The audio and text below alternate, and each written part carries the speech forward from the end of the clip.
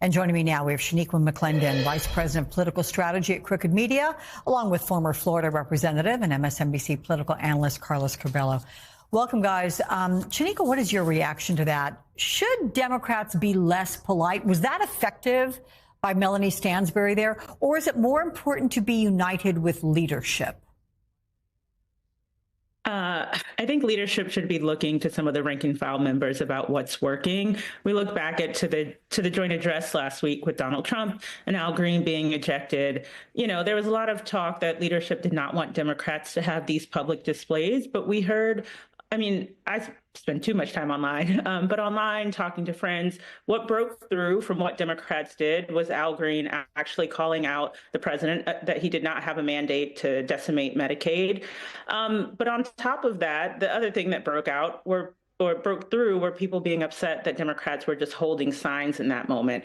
And so I really think leadership should be paying attention to what's actually breaking through. And I do think that hearing was really interesting for me, the clip you just showed, but also the mayors being really defiant, well, at least 3 of them being really defiant about what they are doing and that they are keeping their city safe, and that these Republicans are just trying to make a show because they're not actually doing their job. Carlos, does Congressman Stansbury have a point? Terrorizing migrant and immigrant families, rather, with this sweeping ICE approach? Well, Alex, I think it's important for there to be an opposition, but the outrage opposition that Democrats have implemented against Donald Trump over the years simply hasn't worked. It's one of the reasons why Democrats lost the swing voters, the middle of the country, in the last election, and why Donald Trump was able to win the popular vote, because the sky falling opposition really has backfired on Democrats. It has actually cost them votes. So I do think it's important for there to be an opposition, but the opposition has to be sober, particularly on an issue like immigration, where the president still has the country behind him. There are other issues like the reforms of the government, tariffs, where the public isn't behind the president. But on immigration, the public wants to see stronger immigration enforcement. Democratic leadership knows that, and I think that's why they've been a little quieter on this issue. So, Carlos, there were reports this week of Trump cabinet members clashing with Elon Musk. Frequent Musk critic, in fact, Steve Bannon, piled on, saying that Musk's weighing Trump down. The New York Times reports on what it calls the battle within MAGA that, quote, pits those like Mr. Bannon, who want Mr. Trump to carry out a more fully populist agenda, against ultra-wealthy interests epitomized by Mr. Musk, who occupy key positions in the president's orbit. Is this internal battle, is it already causing problems?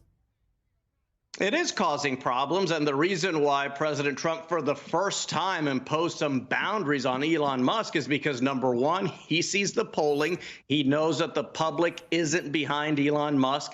Elon Musk is not popular. I think his last approval numbers were in the high 30s. And then he's also got all these cabinet members who feel like they can't do their jobs, who feel like they aren't actually in charge of their agencies because Elon Musk is just running around telling people what to do without even asking for any kind of input. So Donald Trump is starting to realize that this isn't going to work long term. And that's why Elon Musk, someone who has had free reins from the very beginning of this administration, is now being told to slow down a little bit.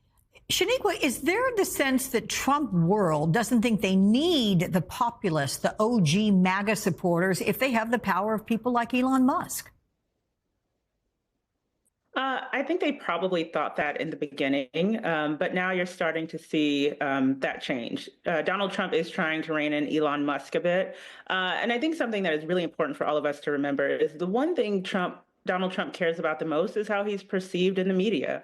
I don't think he would care as much about what Elon Musk is doing if it wasn't playing so poorly in districts, in the media, and he was being made to look like second fiddle to Elon Musk when Elon Musk was not elected. And so I think we're going to continue to see him rein him in. And I don't know. I thought they would have had, a public breakup sooner than now, but I do think it's coming. And I think that as people continue to be really angry with Elon Musk, Donald Trump is going to want to distance himself from him. Carlos, there are some growing questions about Amy Gleason, who worked at the U.S. Digital Service before being named the acting director, rather administrator, of DOJ. but there's very little information about her role or why she was chosen. Is it possible she only leads the department on paper, with Elon Musk calling the shots? I mean, why is it so important that Musk not be seen as the head of Doge? Yeah, you really can kind of see the administration starting to second guess itself on how much power they gave to Elon Musk. They kind of want to say now that he's more of an advisor, when in reality, as we know from the readout from that cabinet meeting, he's actually been calling the shots. He's been telling all these cabinet secretaries exactly what they need to do. He's been intervening in their agencies without even consulting with them. So you're seeing some backtracking here, and you're seeing that Donald Trump, who reads polls, who knows that he has been perceived by his base as being against the political class, against the elites in this country. And look, Elon Musk, I know he's an interesting character, but it doesn't get a whole lot more elite than the richest man in the world. So this is a problem for the MAGA brand. This makes things complex. And I think we're starting to see the beginnings of Donald Trump trying to get back to the simplicity that has been the secret to his success. And yet, Shaniqua, Trump, in fact, said during his joint address that Musk does lead Doge, and it has already been submitted as evidence in court cases against Doge. Was that a blunder by Trump that it's going to come back to haunt him? I think so. The minute I heard him say that, all I thought was, wow, the lawyers who are suing about the constitutionality of what Elon Musk is doing are going to love that he literally said that. You know, the cameras scroll over to Elon in the crowd and he's, you know, taking in the applause. But it's really clear that he is the person who is making all of the calls about what's happening in the administration, about all of these cuts that are happening. So I do think this is going to continue to backfire. And again, it's going to be played in the press as Elon Musk being in control, being the person who is actually president. And I think Donald Trump, sooner rather than later, is going to get tired of that. You know, Carlos, the GOP has the White House, the House, the Senate. Won't it be easy to blame Republicans if the government shuts down?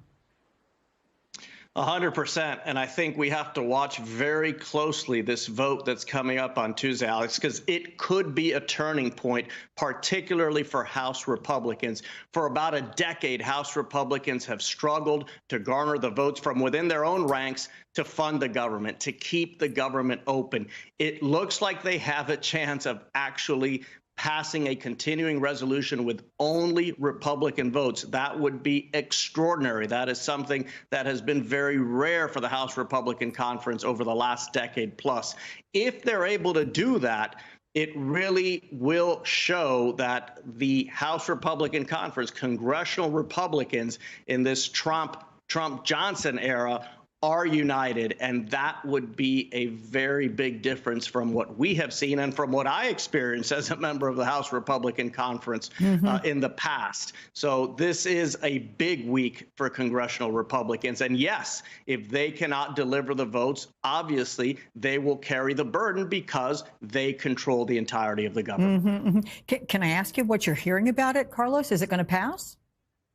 Well, what I'm hearing about it is that they're very close. There's only a small number of holdouts.